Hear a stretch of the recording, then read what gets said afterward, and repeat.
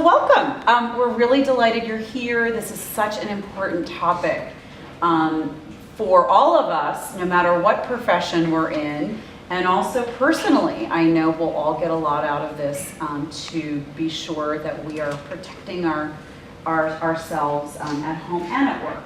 I'd like to first introduce our panelists. Danielle Urban from Fisher and Phillips, Raesz from RCOM Computer Services, Corky Kyle, who is representing LegalShield and IDShield, Megan Ambrin from Colorado State Bank and Trust Treasury Services team, and her Phelps of Network Insurance Services. So thank you all for being here.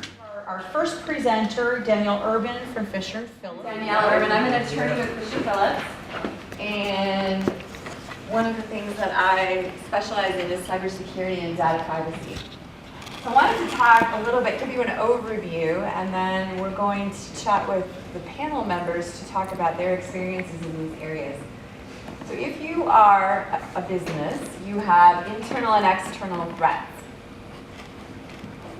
The external threats are pretty obvious. There's hacking, there's ransomware, there's phishing.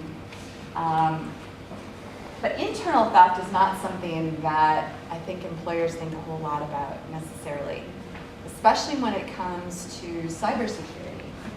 So I can think of a couple examples in just the last couple months. I have a construction company client, international, who have 12,000 employees. And 5 admin employees received an email asking them to send all W-2s for all employees in the company to the CEO. It looked like it came from the CEO. 4 of the employees said, "This looks suspicious, I'm going to report it." But it only took one to say, "I'm going to respond right away." And she did, and she sent 12,000 W-2s. So the cost of defending, or the cost of cleaning that up at this point is well over $1 million, and it's still growing because they've had to, and our panelists will talk about this, they've had to put monitoring services in place. They've had to provide notice to everyone. It's been a really big deal. I have another client who's a construction company, smaller, but they allowed their employees to have access to blueprints online. And so the blueprints they would bring up when they were at the job site, and they'd use those to perform their work. Well, a disgruntled employee quit work and locked everybody out of the blueprints that they needed to do their job. So they were effectively unable to work for, I don't know, some time. Another client, still a third client, had a situation, a big construction client, where they were locked out of their systems for a whole week by a disgruntled employee who went in and changed passwords, and they couldn't get in and do anything. And they didn't want to go to the police because they thought it would make them look bad, and so they lost a week of productivity. So those are, and then there are clients who take information, there are employees who take information when they leave. There are all sorts of things employees do, either wittingly or unwittingly. You know, sometimes employees leave and go work for a competitor and they take information with them. So we're going to talk about that a little bit. Social engineering is the basis by which a lot of employees are convinced to, so the example I gave you before about sending the W-2s, that's an example of social engineering. The people from outside who sent this request for W-2s knew that employees are going to be eager to please the CEO, so it just took one of them to say, "I'm going to respond right away." She didn't notice that the return email address wasn't correct in her haste to impress the CEO, which is understandable. But there's all sorts of things. You know, at work, I was clicking on some coloring pages for my daughter who was visiting at work, and I clicked on a virus that locked up my machine for 2 days. And I should know better, right? But I didn't. So there's all sorts of things. You have to be careful. You know, I got an email, and Kate, maybe you had too, I got an email that a shipment of wine was going to be delivered. Well, it so happens that I do order wine. I clicked on it without thinking, same thing. Opened up a virus. What you can do about that is you can train your employees, and you should. I think our panelists will be able to speak to this as well. You have an obligation now, I think, to train your employees on these kinds of phishing attacks. and to tell them what to do. And you can't just do it once, in the afternoon, after lunch, in a darkened room, right? You have to remind them of it all the time. I have a very good client, construction client, who had spoken to his employees 6 months ago about responding to phishing requests. And his CFO unwittingly wired $250,000 to someone who purported to be a client of theirs, after the CEO had said 6 months earlier, don't do this without clearing it with me. It's a pretty small company. It wasn't covered by insurance. They were out $250,000 and they couldn't get it back. Wells Fargo said the money had actually been wired to China. So those are the kinds of things that you want to make sure you're educating your employees on. There's a lot of things at stake. So it might be bigger than you realize until you stop to think about it. There's all sorts of things. Your intellectual property, that's at risk. Incidentally, I will tell you that I work with a cybersecurity consulting firm, and they've told me that the construction trades are actually some of the hardest hit industries in terms of intellectual property theft. And it's partly because they're not particularly well protected. I think a lot of construction trades don't think about themselves as being vulnerable to intellectual property theft. Ransomware attacks are getting a little more sophisticated. So, they understand that people are backing up information. So now what they're threatening to do, instead of locking you down because you might have a backup, is that they are threatening to disclose confidential information or compromising information, which can be a lot scarier. So phishing attacks are a lot of the things that I've talked about. And there are companies out there, and maybe you panelists have something to say about this, who actually, you can hire them to phish your employees.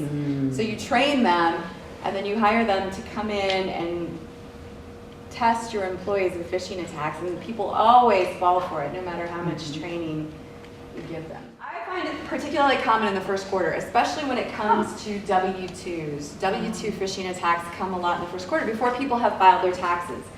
And how employers usually find out is because employees go to file their taxes and find out that they've already been filed. At my firm, we use our own phones for work. So how do we protect those? If I lose my phone, does my firm have the ability to wipe that remotely? Because if I lose my phone, could someone easily get into the entire firm's database? I had a client, another big construction company. One of its IT employees had 900 different passwords on his laptop. He left it in a car during a graduation in Miami, Florida. His car was broken into and his laptop was stolen. They may not know for years if someone has been in their system. I mean, they could still be finding ways that someone got their information years from now. And here are just some tips, and I'm sure our panel might have something to say about, these are some tips that we would recommend to prevent insider data theft. What do you think, panel? Anything else on here that you would say that you want to add to keep your employees, just to keep an eye on what your employees are doing internally? Yeah, your intellectual property is your property, and you need to protect that property, and you have every right to do so. So that means if you think you're spying on your employees, you have the legal right to do so. It's your property. It starts with paperwork, folks. You have to have a good policy and procedures so that the employees know. Is that going to keep you out of the courtroom? No way. It's not going to prevent. It's going to help mitigate the issues. And it starts with designing a property, that you use. To your point, you make a good point about the legal liability. California just passed the California Consumer Protection Act, which goes into effect in January of 2020. And the Colorado just passed a new law, data privacy law, that is in effect now. And what these laws say now is that you have to adopt best practices. You really need to show that you're up to date on what's going on, that you are up to date with best practices. Have you done all you can to protect your company? Because there's a whole plaintiff's bar out there of attorneys who are looking to make money off these data breaches because they're happening all the time. Facebook just had one.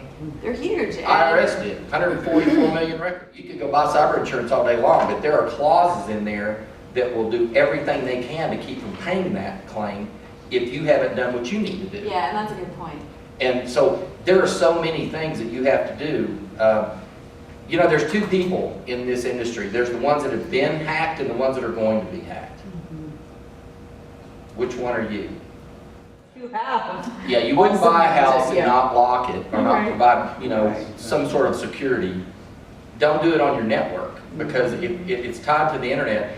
And even Facebook found out they have billions of dollars to spend on security. They just got hacked. And they're going to be sued. They will be sued because arguably they should have taken more precautions than they have. And California's new law is new in the United States in that it allows people to sue for damages even if they haven't been damaged.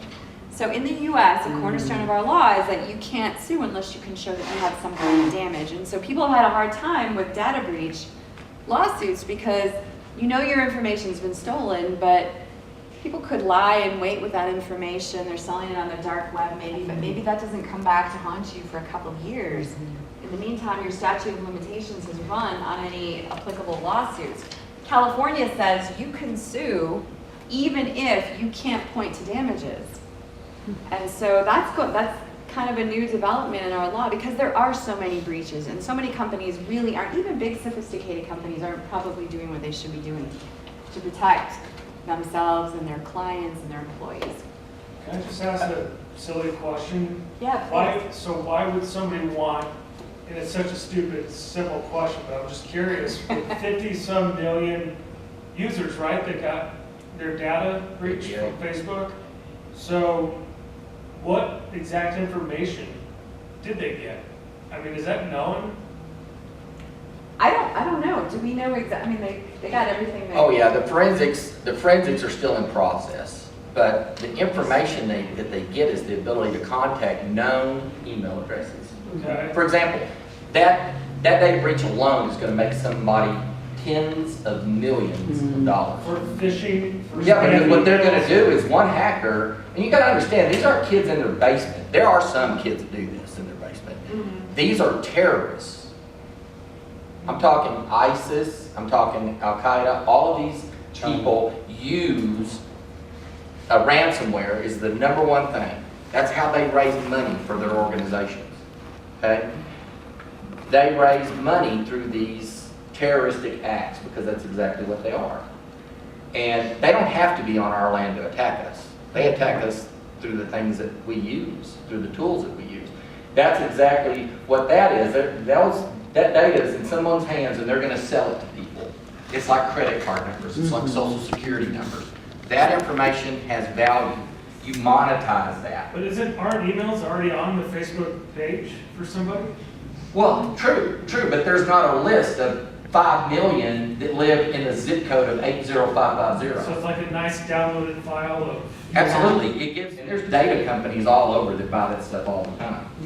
So just the email addresses alone are worth money. Right here, how do you know if you've been hacked? Or do some people not even know for a while if they've been hacked? That's a good question.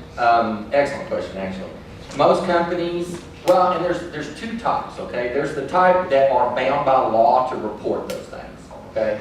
And then there's, the small mom and pop that does internet sales and has an e-commerce store and collects, information and those types of things. By law, they're supposed to, report that as well because they're collecting public and personal information. Do they report it? No. If they don't, are they ever going to be found out? No. But when Target and Equifax and people like that have millions and millions and millions, they're bound by law to do it. And if they don't, then they're going to pay tremendous penalties in it. So there are people, I would say the majority of the hacks that happen are never reported. No one ever knows. I would say 90% of them. What we're seeing is that you actually get hacked months before you're aware of anything happening. Absolutely. And they actually go into your system and they track your internal emails back and forth within the company and what you're doing with creditors and debtors outside the company, so your accounts receivable, your accounts payable. They know who's doing what, they know what day of the month you do these things, and then after 5 or 6 months, they watch your personal, like, you know, your interaction with other people. How's your daughter Amy doing, and is she still cheerleading, and da-da-da-da. And then when they're corresponding, they interject themselves into a conversation and say, oh, by the way, I heard such and such school did really well this weekend, congratulations. By the way, we have a new account. This is the bank, this is the number. Please send our payment here. So they're watching you for months ahead of time. We're definitely seeing that at the bank, where people are getting hacked, and that's happening. That's why whenever, like, if you get an email from a vendor saying that your payment information has changed and they want you to send a payment to a different account, you really need to call them and confirm that. Don't ever go off an email. So Rick, do you want to talk for 5-6 minutes Sure. on, from your perspective as an IT professional, how do we lock down our systems without each of us maybe having access to a great IT company? What are some things that we can all be doing in our professional and personal lives to prevent the fraud? Absolutely. We're about 10 seconds on us. RCOM Computer Services has been around for 36 years, 37 coming up in January. We do all of these types of things, and we're the firefighters that are being called in these types of situations. So we're in the trenches with you folks. We try to help protect you and try to help you control and manage your risk, because that's really all you can do. There's nothing that's going to protect you completely. It takes a team of people. It starts with the paperwork, which the lawyers help you with. Then you have to get with a technical team like what we do, design a good network, design a good security plan. I guarantee you I can hack into your system in less than 10 minutes. And let me tell you why that's important for you to know. For me to be able to fight those guys, I have to know what they're doing. And I have to be as good at it as they are. I can't protect you with a slingshot if the enemy's got a gun. But today, you have to protect yourself. You have to arm yourself, for lack of a better word, and be prepared for those things. It takes a team of folks. You have to start from the employee handbook, and you have to go to the guys that pick up the pieces like her. This is not something that you set and walk away from. This is something that you constantly have to have maintenance and monitoring on. We have a fire department and we have police departments, and I said, you need to be prepared for those things before the fire starts. So what do? We have sprinkler systems. We have things that help mitigate the damage and minimize that damage. Those are the things, as a business owner, you have to do. Some are bound by law to do those things, particularly large organizations like banking industries, people that do accounting and those types of things, they have to have those things. And then you have to have, so it starts with the legal end. Then you have to have some people like us that come in that do the day-to-day operations of these things. I know a lot of people ask why they pay so much money to get these things done until I go into their firewall and show them that they've been hit 2,000 times today and the firewall protected them. And they go, wow, really? Yeah. These are the things that we do in the background. These are the things that the police do when they drive through your neighborhood. These are the bad guys that they're trying to keep from breaking in your house before they ever get to the front door. It's a deterrent. You heard of the United States and Russia, right? Everybody has nuclear weapons, but they're doing this. They're just holding that arm up saying, come on, baby, bring it. I got the guns right here. And that's what they do. And you have to have the same mindset, so you have to protect yourself. Nothing's going to protect you 100%. That's why we have guys like her and other panelists that do those types of things that help pick up the pieces. I think that what you need to walk away from here with is being a little bit more educated in the fact of that you're more fearful that this loss is a clear and present danger, and that you take it seriously by hiring some company to come in and audit your security procedures, and then shoring those up where they need to be shored up, and then starting with legal, providing a good, clear and concise employee expectation acceptable use policy, we call them. And I can give those things away for free, because believe me, I've spent tens of thousands of dollars developing those over the years. And if you want one, I'll give you one, just email me. They're all legal. And then talk to your lawyer about it. And they'll go, yeah, this works, and they may add a few things to it. But it's better to have something than nothing at all. Something than nothing at all. There you go. Rick, with your remaining few Yep. minutes, would you talk about some of these, like what can individuals and companies do? And there's a couple of pages of these that I'll. Yeah, passwords need to change. I'll go up and turn. Passwords need to change on a routine basis, okay? Now, is that a real threat? It is, because I got an email the other day from one of these hackers that said, I got this email. And it said, I'm with a international hacking organization, and we've compromised your email, and we've compromised your system, and this is your email address, and this is your password. Grabs your attention. Well, guess what? It wasn't the right password. But it wasn't my current password. It was a password I had about 5 years ago. So what does that tell you? That tells you that somebody's system that had my data in it got hacked, and they got my data. So if I would have been the person that kept that password, which I change it probably once every quarter, okay, they would have had me. And it was exactly what you said, Danielle. They made all of these threats that if you don't pay $700 in Bitcoin, cryptocurrency, that we could talk about all of these things for days and print reams and reams of paper to talk about all these things. We've got so much to cover in such a short period of time. But that was something that another person had received and called me and were freaked out because they had their correct password and they had their correct email. Now, that same person got into somebody else's database. All they did was email every person in that database and sent them their own information and freaked them all out. Now, how many people do you think paid that ransom? It was $700 in cryptocurrency. And I would guess that a lot of them did. So really, it doesn't take that many. Absolutely. Absolutely. So the point is that change your passwords. Limit the use of your flash drives, because that's where your intellectual property walks out the door.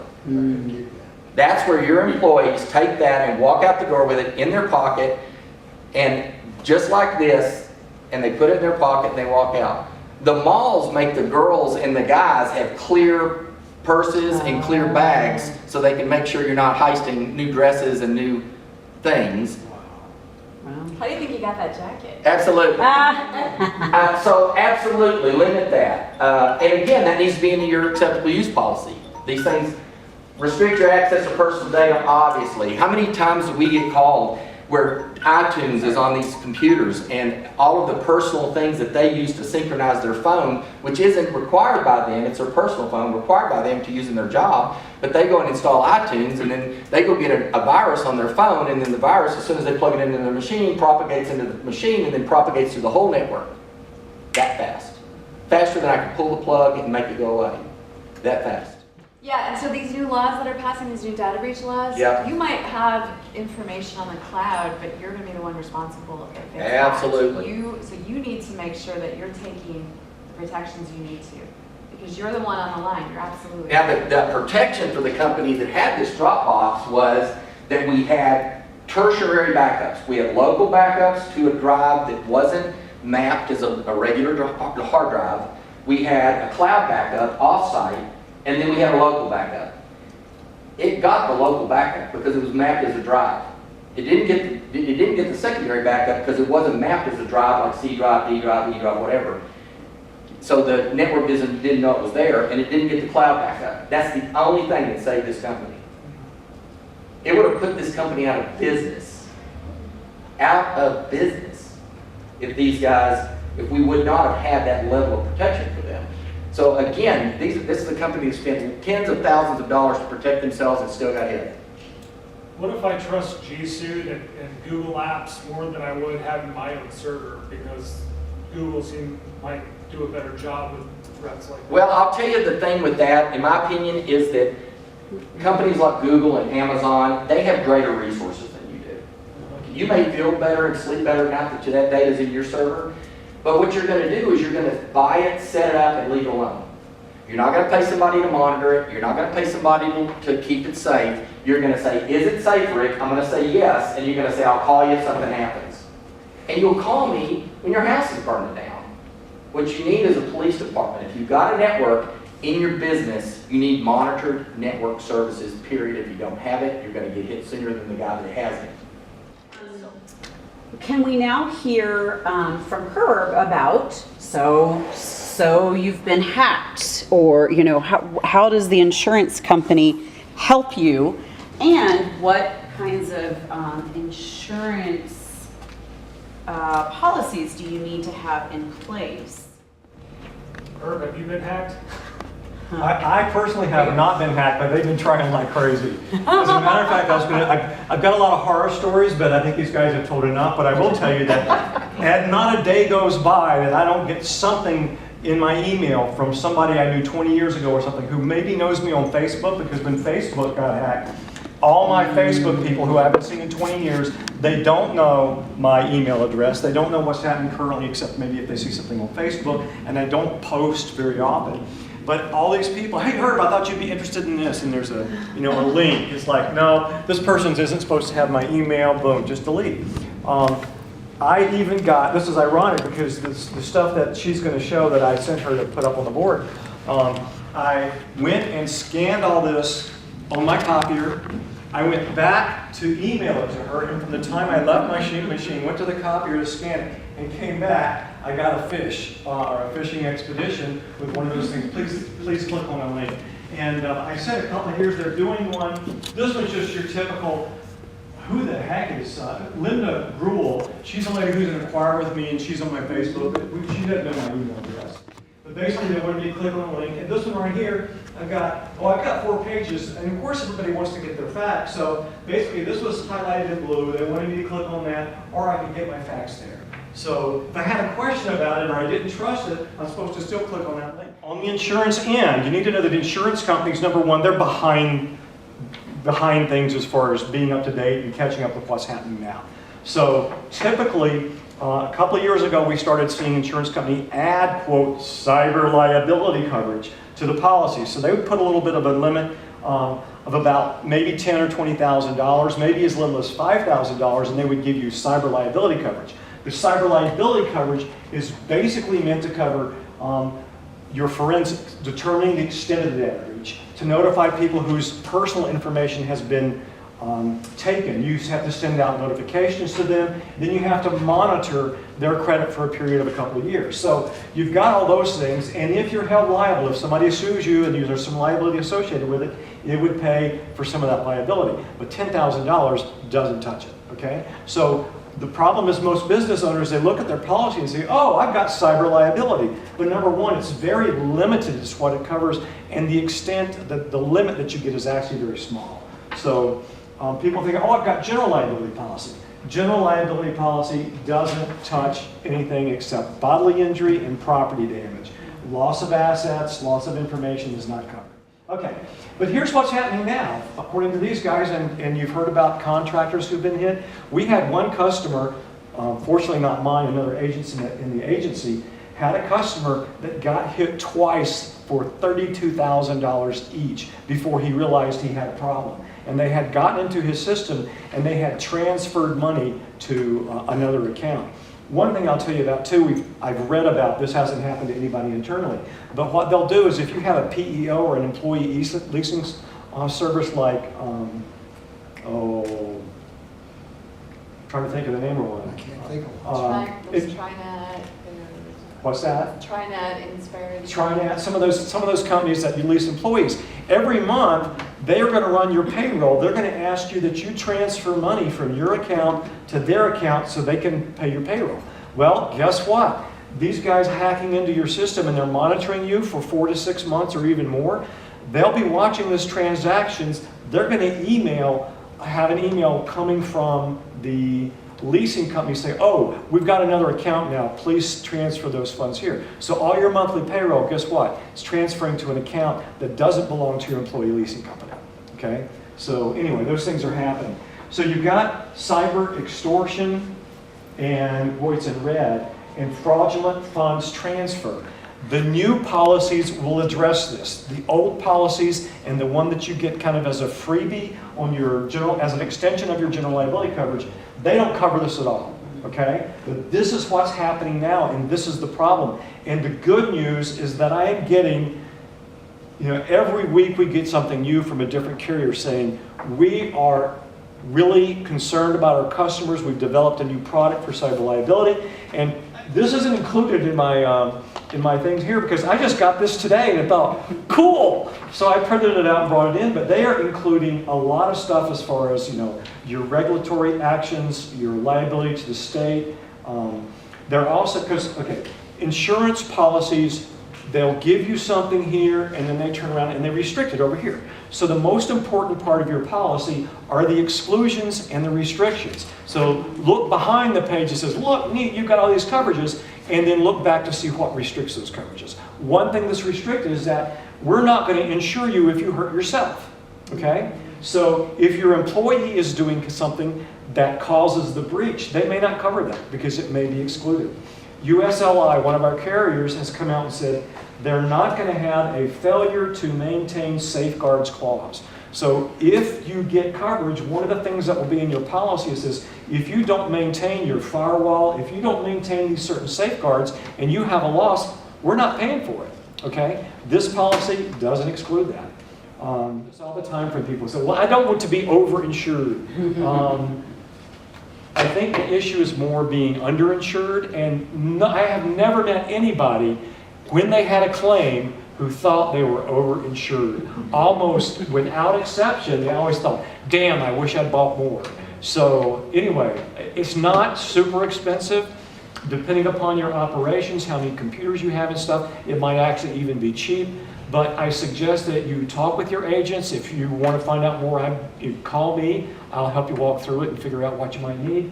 But it's something that really needs to get taken care of. Long story short, you want to make sure that you know what you're not covered for. Ask to compare quotes because, like I said, the companies are changing what they cover, and you want to get a policy from a company that is actually up to date and giving more coverages. Make sure you've got forensic services coverage, notification expenses, credit protection services, regulatory fines, legal defense services. That means you can hire Fisher & Phillips to come in and represent you and help you out. Identity monitoring for anybody whose information is compromised. Cyber crime is a whole different section from cyber liability. You want whatever funds you lose to be covered. And last but not least, this one is a relatively new one, but it's important. Coverage for your loss of income, because if this happens to you, you will lose income. Okay? So just think about how much do you have to lose and how bad do you want to protect it. He made an example. Basically, I look at it, if you build a better mousetrap, nature will build a better mouse. And so these criminals are getting more and more sophisticated. You have to, in the process, you've got to lock the door to keep them out. So we've talked about loss of income. Now we're going to talk to the banker to get their perspective about how do you recover that income that you've lost, or how do you prevent it in the first place. Thanks, Megan. Absolutely, thank you. One thing I just wanted to add kind of on what Rick was saying, in learning about fraud, I've been at the bank, in banking for 20 years, and I'm in the Treasury Department. So I work with businesses and I help create a plan for making payments and collecting payments. But because fraud has been so prevalent, a huge part of my job is teaching customers about fraud. And one thing that I learned is these fraudsters, they're taking classes online to learn how to create these malware, these software, and they get together and like maybe one person is better at making this type of software to attack this type of business. And they all collaborate on the dark web. So, I mean, obviously when the FBI finds out about this, they stop it, but it is just very, very scary on so many levels. We put together 10 tips for fighting fraud, and you guys all have a copy of that. One really important thing is to reconcile your accounts daily. You really should, with all the technology, with, apps on your phone, you should be able to take a look at your accounts, at least take a peek at them. Because what happens is the fraudsters start with, maybe $1 or 50 cents, so you might not notice a big difference in your balance. But they start pinging you little, and then they go big time. So it's really important to reconcile daily. On business accounts, you have up to 30 days to report fraud, which is not as long as on personal accounts. So it's very important to do that. You really should require 2 people to make payments. So if you need to make an electronic payment to someone, have someone in the office initiate the payment, and then a second person have to approve a payment. It's easier to prevent it in the beginning than to have to come back and make a police report and have to fight after these funds. Do you have a question? Yeah, you're saying pay electronically. Is that even better than going to your bank and telling your bank to pay it? Bill pay is a very good way to make payments if you have a bill pay system. Okay. The reason why is when those checks go out and you're going to your bank and paying it, they don't have your account number and routing number. It's the bank's account number and routing number. So your information is not out there. So that's, Because I'm uncomfortable putting my credit card, giving my credit card online to certain vendors that we use sometimes. That I'd rather use bill pay to pay them. Bill pay, Correct? bill pay is the best way to pay them. Okay. A credit card, not a debit card, is also a good way to pay because it's secured by Visa. When you use your debit card, that money is directly debiting out of your account. You have more protection with Visa because that can get shut off quicker and it's not directly impacting your cash flow. We were talking a little bit about positive pay, how the bank would get the uploaded checks and those go to our mainframe. If there's a check coming through that hasn't been uploaded, the system will notify you either by email or when you log in saying, hey, this check is trying to come through, you didn't upload it, would you like to pay this check or return this check? The best way to prevent fraud is to not wait till it happens, to have these tools in place. And the way that I see this is insurance for your account.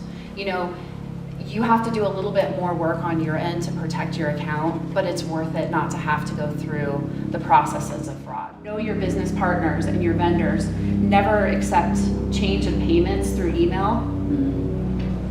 Always verify that by phone. Also talk to your employees about, again, what Rick was saying, do not click on emails that you don't know because that's how they get into your computer and are able to send your vendors an email and request payments. The minute you see any suspicious activity on your accounts, escalate that to the bank right away. The sooner that we hear about anything that's suspicious on your accounts, the quicker we can do something to help protect you guys or have our fraud department research what's happening on your accounts. We offer Secure Trusteer to our customers. It's a software, it's a free software, and we can even send it to you if you're not our customer, and it helps protect your computer against malware, and it's an IBM product. So, Mary Beth, maybe I can send that to you, and then you can send it out. Sure. It helps protect your account. You should talk to your IT department before you download this and see, if it's something you want to do. It's really helped protect a lot of computers for our clients. It's been very useful for our clients. Reduce the problems that they have. Yes. 1 billion, I'm saying billion, 1,115,562, wait, I said that wrong. 1,115,562,716 people were exposed. Now, this is not only businesses, but we're talking about individuals right there. We're talking about you and you and you and you and me. On top of that, right now, as we sit, people are being hacked. People are having their identity theft. 50 people per minute. Now, the really scary thing is that when this all happens, after you've gone to your attorney, after you've seen your insurance agent, after you've gone to your IT guy and done all that, but you personally, which leaves your attorney and your insurance agent, it's going to take you 3 years to recover, and that's at a bare minimum. Now think about what that does to your financial stability and your well-being. Can you get any more credit cards? Maybe you want to refinance your house. What's that going to look like on your credit report? So all these things are the real harmful effects that personally affect us. Now, the same pain and everything goes for companies. There's no denying it. But we're bringing it down to the personal level. And this happens to all of you. So, we've talked about what they do. They take your bank account. They take your credit cards. I always like this one. They take your utility accounts so they can open up another utility thing if they can't get one. Medical. They take that medical information. And obviously the tax refunds. And I did have a client who was breached. Somebody did take his tax information and turn that in. And it took him a year to get it straight with the IRS because the IRS kept asking, where's my money? Where's my EDIS? Where does the coin seem for? And so that's huge. Now the things that you have to look for on your side, and I probably only have 2 minutes left, don't I? Yeah, okay. I can do it. Look at the warning signs that I've outlined here for you. I don't know about you, but I have been careless without not always looking at my bank statements every month. I mean, God, I got enough to do to let alone, okay, you want me to sit down for another hour and check all this stuff out. Well, do it. Trust me, I found out. I did get hacked. And my service did protect me. And nothing happened. It was all done. Nothing. It was phenomenal. But there's a nice list right there for you to go through to see if you were hacked. You go to the Federal Trade Commission. They have a whole section on ID theft. They'll give you how to report it, where to report it. They even give you sample letters to use to fill in the blanks to go ahead and report this. Now the other thing you need to do is not only go to the FTC, but you need to also go to the state's Attorney General. Because 9 times out of 10, that's the arena, that's the legal body within the state government that's going to go ahead and prosecute this. And then last but not least, please do not forget your police department. You need to call them up. They may treat you a little funny, but you say, look, I got it stolen. Here's how I know it was stolen. I want to file this report that it was stolen and go from there. So that's extremely, extremely important. Now, another thing I want under this section, what to do when your identity is stolen, read that, memorize it. I represent LegalShield. They've been around 50 years. We do identity theft. I've had it for years. It's protected me. We talked about the amount that they'll pay. They go ahead and pay $5 million on each individual. Now, I'm not here to sell things. I'm just here to collaborate and go ahead and show that you've got lots of options. You've got lots of options. You've got 5 people here that are your industry partner that wants to partner with your company and your employees to make it easier for you to make a buck. So I would ask you to consider all of them as your partners in bringing about the success of your business and take advantage of everything we have to offer. Okay, that was 10 minutes. Thank you. You did great. Thank you. So what are your burning questions for our panelists? I know that we had some come up throughout, but I know there's more, and I have a bunch. I've had emails saying that they give me a free credit check, and I'm refusing them because I have no way of knowing what are legitimate credit check companies. And you're saying we need to check our credits, but how do we know which ones are?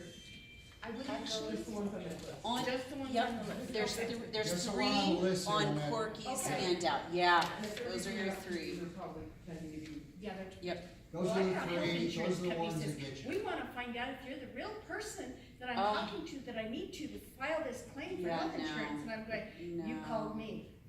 What was it, I mean, show of hands, how many people have checked their credit score in the last 30 days? How many have done it in the past 2 weeks? How many have done it this week? Oh, you're good. You better start doing it as often as you can. Okay, I Because- didn't know the right places to. I understand, so it's good to subscribe to some sort of credit service to keep track of those things. Because by the time you find it, it doesn't take days, it doesn't take months, it takes minutes for things to happen and destroy your credit. Minutes. So that's why you need to monitor it constantly. I have a question, what if you have everything on freeze? On what? Because no one can get to your Yeah. credit. With all three. Yeah. What happens when you freeze it? Identity theft freeze. Yeah, I have that. I'm a banker, I'm Yeah. asking that because I've just, because several people in my family their identity was stolen, so I just froze everything. Yeah. And I know that for credit, like if you were to buy a car, it costs you to turn that off. It's $10. It's $10. I mean, Exactly. I had to do it a Yeah. couple of times, Mm. and it's $10 to turn it back on, but I don't know, I'm asking you, because I mean, I'm a commercial banker.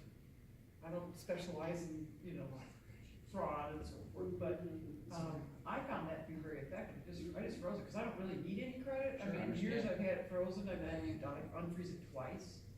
I mean, I'm not in that industry, but just from my personal perspective on that, if you don't need to use it, then freeze it. That's what I figured, I didn't need it, so I froze them all. You know, I mean, it's going to be a hurdle that you're gonna have to jump through if it's frozen and you're trying to apply for credit. I think it's probably easier than clearing your credit. Absolutely. You just Yes. get hold of them Yes. and you do a temporary, Yes. release, like I Yes. released to this specific company Yeah. for this specific time, Mhm. and then no one else can access it, but I mean, it's I $10. keep getting credit card applications, you are pre-qualified, and I'm going, Mhm. Yeah. I'd like to quit getting those. I even shred those. I don't just throw them away, I shred Oh, them. absolutely. So I I- shred and burn. A lot of it goes into my fireplace. I mean, it's all spam. If you did not ask for the email, or you did not ask for a reply, it's spam, period. Be diligent, people. And that's what you have to do. You have to say, I don't know this, goodbye. Just Because if you assume don't, it's- you're going to get caught, I promise you. yeah, It's just a assume matter of it's time. Defer, Yeah. kind of defer. Absolutely. If you didn't send an email and didn't get a reply back and didn't expect it, or you didn't, opt into something that you're expecting information on, like Expedia or Travelocity or something like that, it's spam. Mhm. And you have to protect yourself from those things. I've even got emails with my own email. Yes. Yeah. And that is where somebody has your name on their contact list. Like, for example, I would have your name on my contact list. My system gets compromised. Then the hackers using my system to email out to all of my contacts and to the other people's contacts that they have on a list, which is probably tens of millions, with my email address because they've compromised my email account. So you think, I didn't send this, I get this. I mean, there's not a day that doesn't go by that this doesn't happen. Somebody calls us, I got an email from somebody in our business, and they said they didn't send it. Go to your outbox. If you don't see it there with certain emails, you didn't send it. And then I could look at it and do some forensics on it and find out where it came from. But the bottom line is that happens all the time. So what it makes it look like is that you sent that email, or that someone else sent that email to you from within inside your organization when they didn't. They're trying to scare you, and that's why a lot of these emails look legitimate, and we trust them because we're naturally trusting. Unfortunately, in today's society, we have to be a little bit more cynical when it comes to technology. Bottom line. I think those two examples where the employee gave really, really personal, secure information to a quote-unquote boss trying to please them, I think those are, Yes. that is just, those are scary because it's so easy to do. My brother had a similar situation where he was wiring money to a business partner, and he got an email right before he was going to wire the money. Oh, I'm traveling. Can you wire it here instead? And he said, sure. All the verbiage in the email, everything looked completely legit, like the way that they would communicate.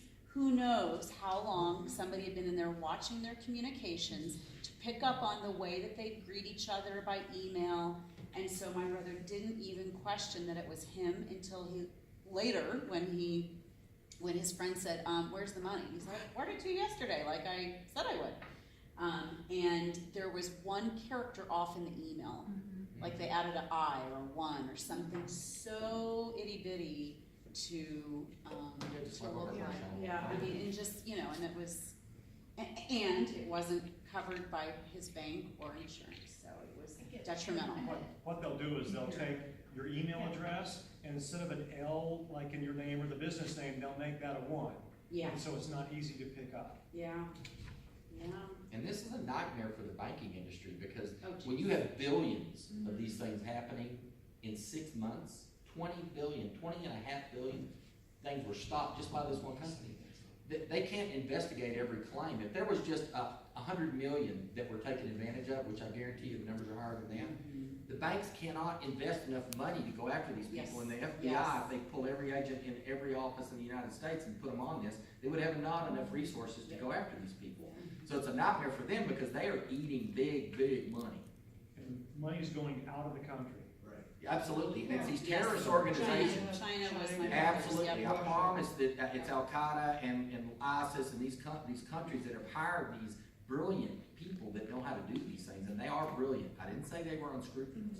I mean, they have no scruples at all, but they are brilliant people that know how to do this. And I just was gonna say what's hard for the businesses too is, with your example, how it's a trusted employee that's trying to do the right thing for her boss, and my boss is out of town, and she gets that wire instructions, and she sends the wire out. She's going into the system to send the wire out, and she's putting all her passwords. So it's not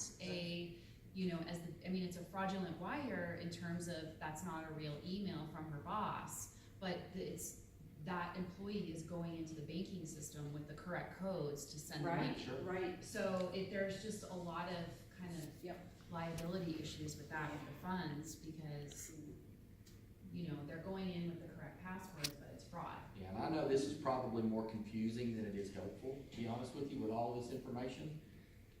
Because it is. It's very confusing. It's confusing to us and folks that are dealing with this every day.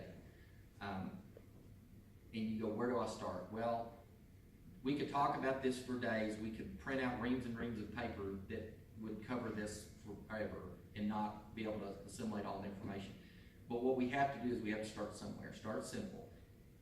Get with your attorneys. Create the paperwork that you need for your company. Get protection from guys like Herb and Corky. Make sure you're diligent in what you do with your banking. Reconcile constantly.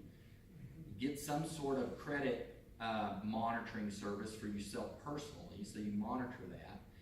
And then, get somebody that knows IT and has experience. And our logo says there's no substitute for experience because we've got 36.5 years of it. 37 January 2nd, actually. And I can tell you, we've seen a lot of things, and I can sit here all day and tell you horror stories, but that just scares the hell out of you and doesn't really get you anywhere. But what we try to do is motivate people to take action, because most of them don't. They just want to say, it's never going to happen to me. But when it does happen to you, individually, it's catastrophic. When it happens to a company, you're out of a job. And I worked too hard in my business for almost 37 years to see it all go down the toilet because somebody in the Middle East decides that they want to take advantage of my, good nature. And that's why we have to protect ourselves. It takes a team. It takes a village to raise a child. It takes a team to protect yourself. That's what you have to realize. There is no silver bullet. There's nothing that's going to protect you 100%, but the locks on your doors don't either. You manage the risk, and that's what this is all about, is managing the risk. I just recommend that you do something. Start somewhere, but if you do nothing, you're going to be a victim. You could do everything and still be a victim. Facebook found out that. Equifax found out that. Target found out that. there are so many threats that you have no control over that I have to deal with every day. I mean, Intel and AMD, the two major processor makers in the industry that create the processors for these computers, they found out earlier this year that the kernel that's built into it, the programming that's built into it, has vulnerabilities, and hackers could get into your system without you ever knowing it. So along those same lines, can some of you shed light on our little computers that we carry on with us everywhere we go? And we've learned that we need to also protect our phones. Other than just having a password, what does that look like? Is there software? What should we be doing? Sure, there's protection mechanisms for your portability, for your mobile portability. I highly recommend using it. Some of the names I would throw out there, that you can get things that are for free for that. I mean, here's the thing, there's a cost to doing business. You have to buy bullets for your gun, you have to buy bullets for your computer, okay? So the thing is that Malwarebytes is a really good anti-malware protection for your portable devices. They have a free version, they have a subscription version. I highly recommend using something like that. Antivirus as well. Because now with these smartphones, all these tablets and smartphones are computers. That's all they are. This processor has, this is a Note 9. I just got it here a couple of weeks ago. This thing's more powerful than a computer I have on my desk that I spent $5,000 for. And I could get something on here, plug it into my computer to save my pictures of my grandkids that I took this weekend because I'm so happy to have them on my computer, and I want to make sure I don't lose them, so I back them up to my computer, and I can plug it into my computer, and the virus that gets onto this can go into my computer, and then it can go everywhere else, everything else it needs to go, because why? Because I have a wireless network. Who's tied to the wireless network? My kids, my grandkids, my wife, my friends, everyone. So yes, absolutely. This right here is the next revolution of cyber threats. Is this? Why? Because everyone's face is in it, hours and hours a day. So protect yourself with those things. What other recommendations have you got for that? Well, there are a list of those, and we could talk about them all day long. But I can tell Send you them this. to me. I can tell you this. Yep, If you send them have to me. questions, please. My cards and brochures are on the table. Please email that information. There's no cost of talking to anyone. I'll talk to you as long as you want to talk. I've got a 40-page report that I can give you just from that one provider that will educate you. It's worth the reading, I promise you. I will send it electronically to you. You can call me. My cell phone is on those cards. You can call me personally. I'll take care of you individually. And I'm not trying to get business out of this. I'm trying to make my job easier. So Be we'll honest call with you. Absolutely. So I'm just saying that, again, it takes a team. We've got a great team here today. And it takes a team, but you've got to do all of these things to protect yourself. But make sure you do something. Because if you do nothing, you're going to be the next victim. You send that through Dropbox? Good one. Yeah. Looks like a big Good fun. one. It's not gonna have a virus in it, right? Yeah, right. Yeah, exactly. Well, like they said, the college kids have no shoes, right? You know. Well, thank you so much to our amazing panelists. This was great. Thank you. And we did